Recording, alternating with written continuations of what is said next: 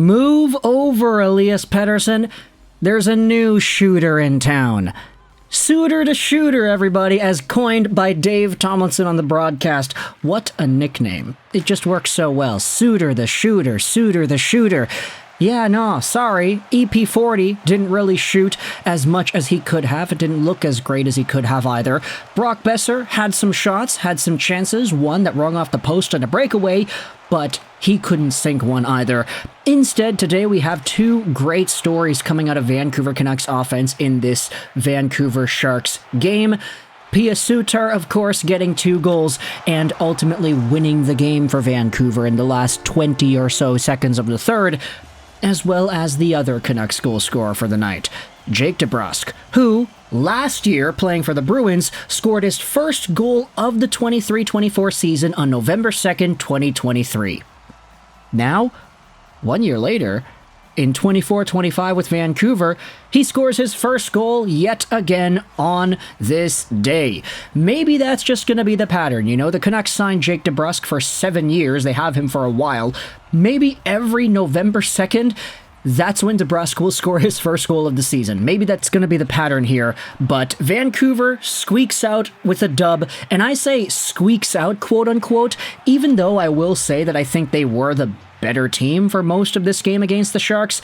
They just couldn't, for the life of them, beat Mackenzie Blackwood. Not necessarily because Blackwood was playing amazing and he was making these brilliant saves, but more so because Vancouver was just missing the net, missing their chances, going off the post, not playing with confidence in the O-zone. Cough, cough. Elias Pettersson on a 2-on-1 with JT Miller.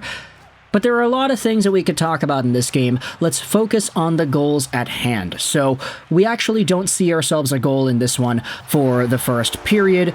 However, there were some chances. Pius Suter, I think, had the best chance for Vancouver in the first period. He got 2 whacks on the puck right out in front off of a centering feed, and those didn't go, even though he was all by himself. Suter, he has these weird moments like the game a few nights ago too, the Chicago Blackhawks game, where Suter gets like breakaways and one-on-ones with the goalie, and he has these chances, but he flubs them. He doesn't score, but then later in the game, off of some innocuous turnover or whatever, he ends up finding the back of the net with a brilliant shot in tight. Like, this same thing happened today, where Suter had some chances, they didn't go, and then in the third, he comes alive for 2 goals and a game winner with 20 seconds left. However, we are getting ahead of ourselves. The first goal of the game's actually scored in the second period. It is Nico Sturm who's on the left boards. He sends it over to Cunnin in the middle, back to Sturm, shot, save, rebound, back over to Sturm once again, and he beats Kevin Lankinen.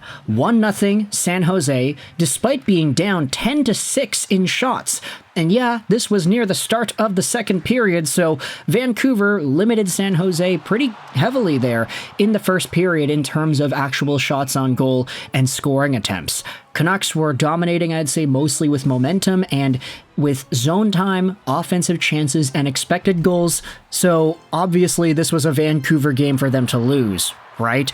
It would be Canucks' luck to outplay San Jose and then find themselves a way to fall at the hands of one of the worst teams in the NHL.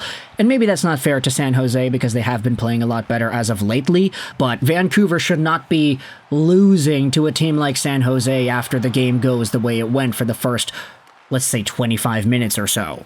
Now, I did say that Mackenzie Blackwood didn't have to make some crazy saves. He did have to make some good saves, though. No saves of the year candidates here, but in the second period, there were some moments. Blueger to Sherwood, there was a really good one-timer there. They couldn't beat Mackenzie Blackwood. There also was a Hughes centering opportunity in front where he drove hard down the right side and threw it. It was a really nice play there from Quinn. You also had Kevin Lankinen making some saves, too. William Macklin had a breakaway that was extremely dangerous. That guy's a trickster, that guy's got the handles, and he was not able to beat Lankinen, who made the save 5-hole. And then immediately after the William Macklin breakaway chance, you had Vancouver tying things up. Nils Höglander got himself the puck in the slot after Connor Garland provided some interference in the corner.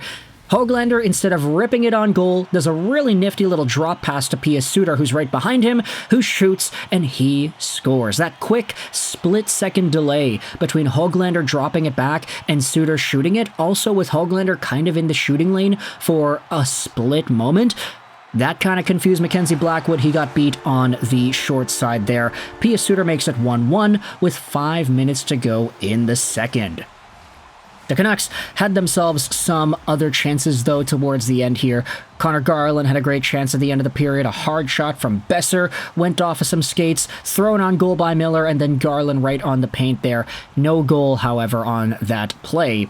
Interesting note about this one, though, no penalties throughout the first 40 minutes of the contest.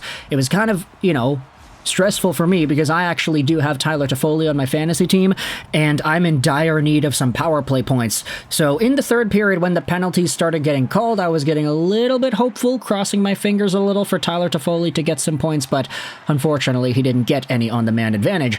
Anyways, though, the third period starts, and you had yourself San Jose starting to bounce back a little bit. They were controlling the play, they were getting pucks on goal, they started upping their shot total after being down for the majority of the night, and the Canucks get themselves the first man advantage of the contest. It's Daniel Gushin who ends up going out for tripping, and the Canucks look really, really good on the man advantage, but they cannot score. They move the puck around like crazy. They just can't get their shots in the right areas and are not able to convert as a result.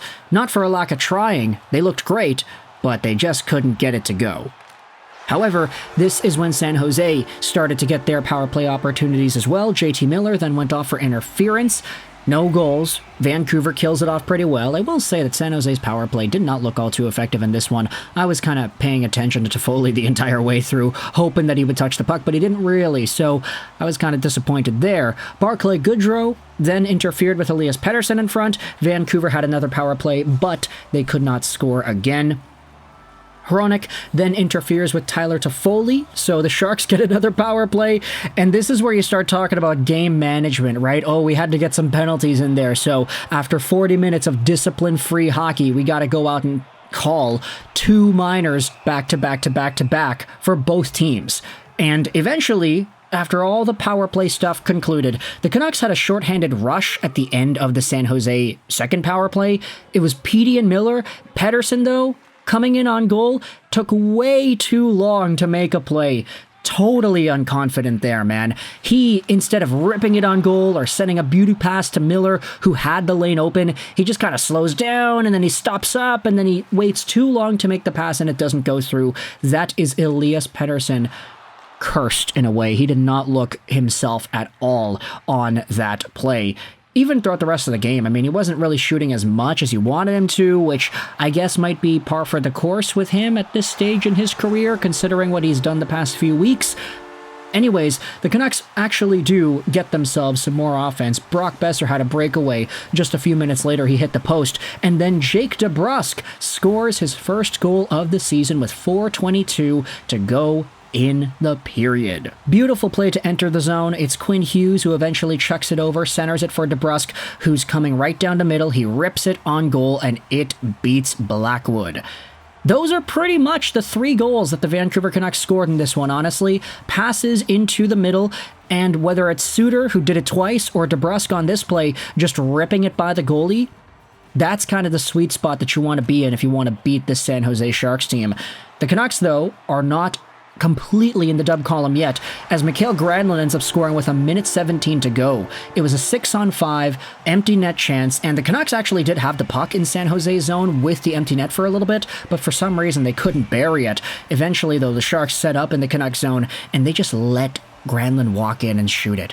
Like, no challenge. The Canucks are kind of stoned. They're puck watching. They don't really give any contention there to that opportunity, so kind of lackadaisical defending from the crew that was on the ice at that moment.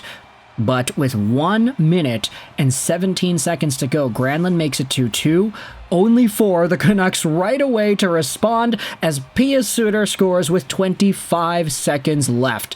The puck gets played back to Carson Soucy. He takes a shot. It goes off the end boards. Connor Garland skates over to the corner to grab it, and then he spins around and throws it into the middle for Suter, who is right there. Suter, the shooter, he fires, he scores, and it is a 3-2 Vancouver lead.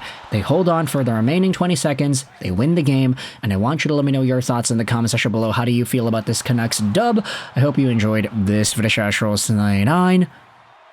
And bye.